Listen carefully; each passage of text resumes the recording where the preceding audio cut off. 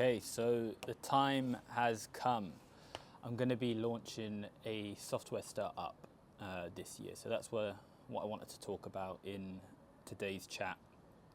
And that's also a bit of a white lie. I have built and launched software products before, but the last one, we built it on Twitter's API.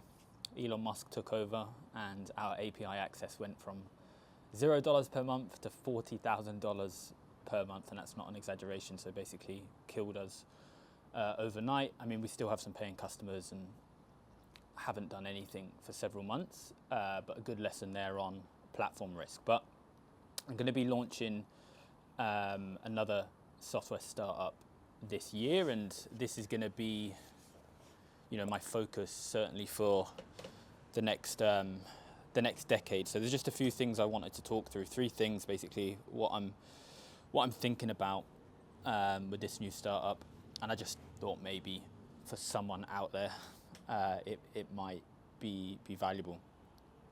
So the first thing is competition. So I'm not going to be the first in the market with this product.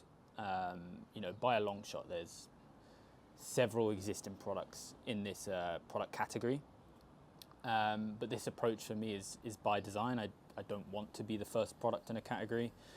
And the reason why is because if you go into an existing market, an existing category, well then to some degree demand has been validated, right? There are companies, profitable companies, some of these companies are doing over $10 million in revenue. And so they have something that the market wants. And just by the existence of competitors, it means there's enough market share to go around. And so I'm bootstrapping, and so that's beneficial to me. Sure, if I was going down the venture capital route, and raise a couple of $1 million, then sure, that might not be as much of a priority, but it certainly is being bootstrapped. And my view on competition is that standing out in an existing category or market goes far beyond just product features, just having different features or different pricing or different product capabilities. I think standing out goes far beyond that, and so that's what I'm going to be focusing on. Of course, going to be focusing on having a unique product. It'd be silly to say otherwise, but I think there are other gaps that I can fill. That's going to help me stand out. A lot of my competitors, for example, have raised venture capital, and there's pros and cons to that. But some of the cons, from my perspective, are that there are expectations on the shoulders of that founder or that company, and typically those expectations trickle down to the customer, and it's the customer who's paying the price.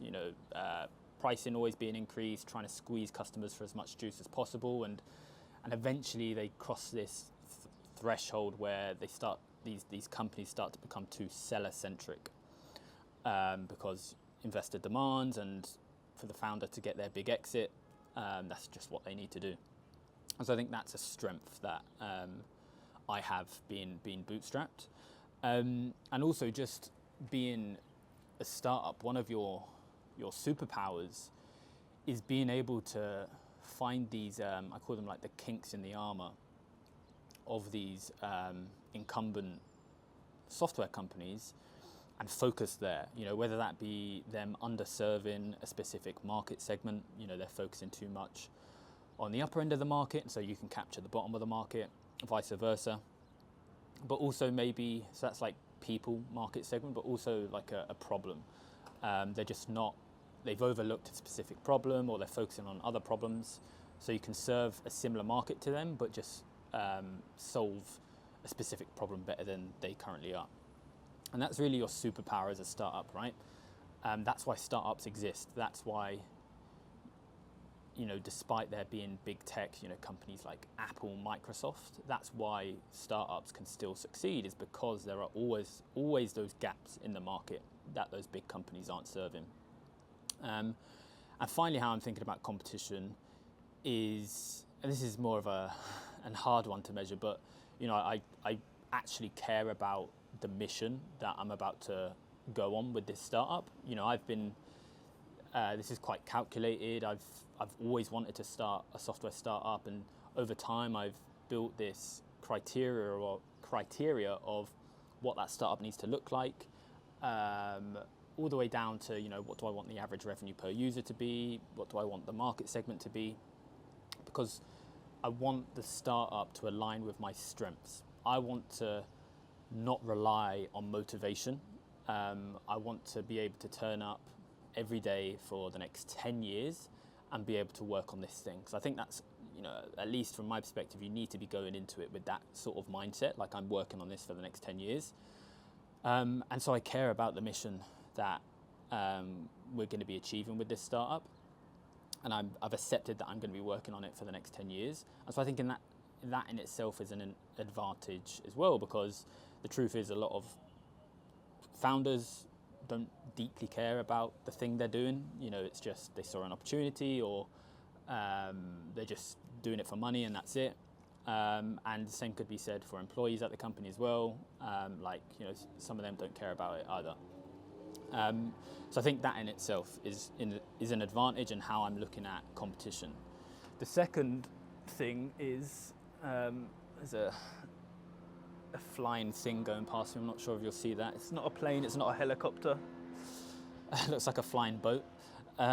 So the second thing is pre-launch. So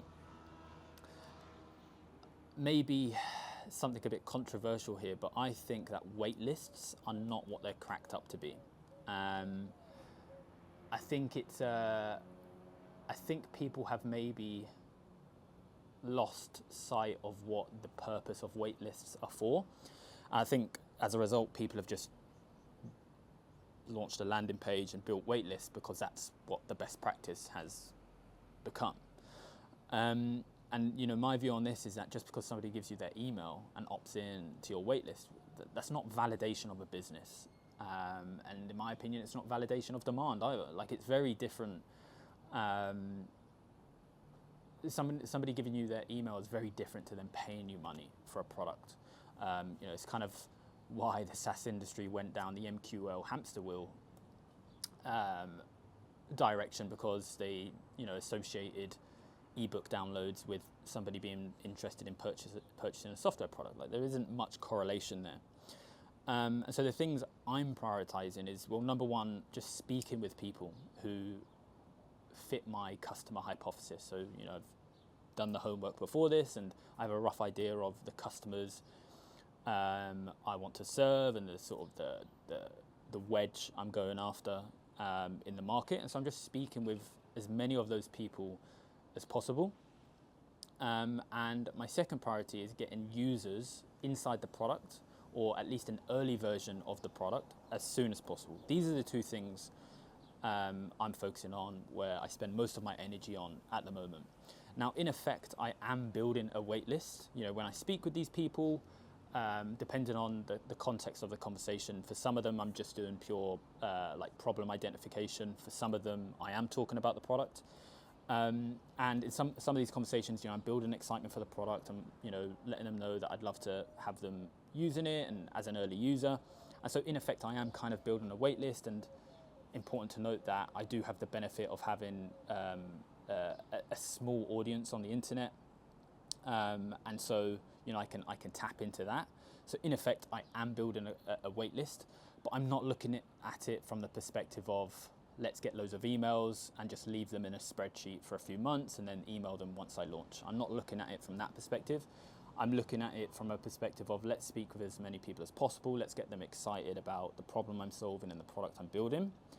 And when I have something for them to access, they're there. That relationship has been formed. So in effect, a kind of wait list, but I just feel like people have maybe lost sight of what the actual intention is of wait lists in the first place.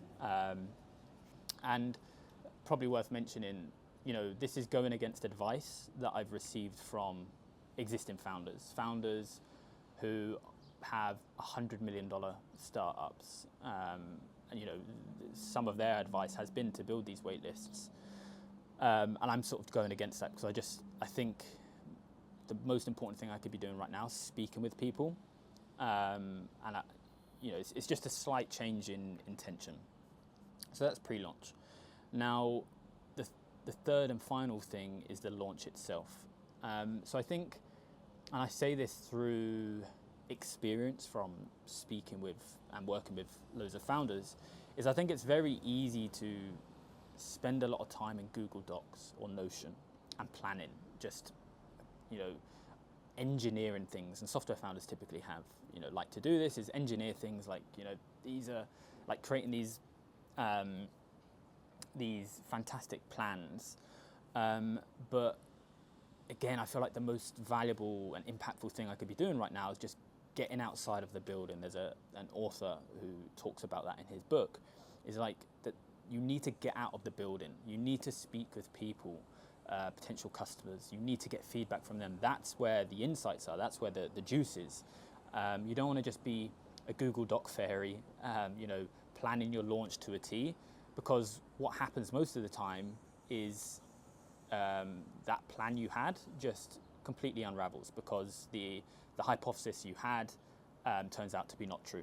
And so I think you can mitigate that by just speaking with people and collecting insights. And so, of course, I'm going to do some kind of launch, but the way I'm viewing it is, rather than this once and done event, I've launched this product, go sign up. Rather than that, is have like a series of micro activities.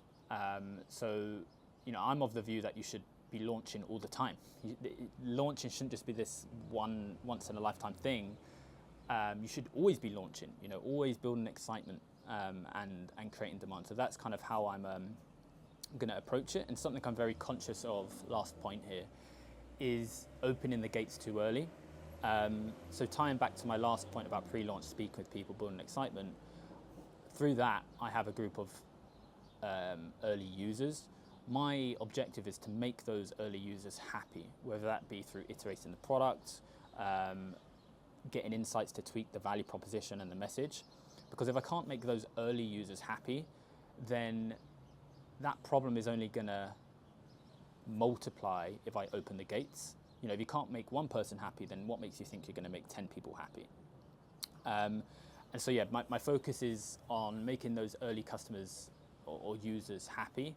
And then once I've got to a point, I'm not looking for perfection here, but once, the product has become part of their, weekly routine, daily routine, and I can measure that through quantitative data or just by speaking with them, so qualitative data, then I will start to open the gates and get more people in. Because, I think opening the gates too early, it can just, if you don't have your stuff figured out, I think sometimes it can leave a bad taste in people's mouth, and it's just really hard to change that opinion that has been formed. So early group of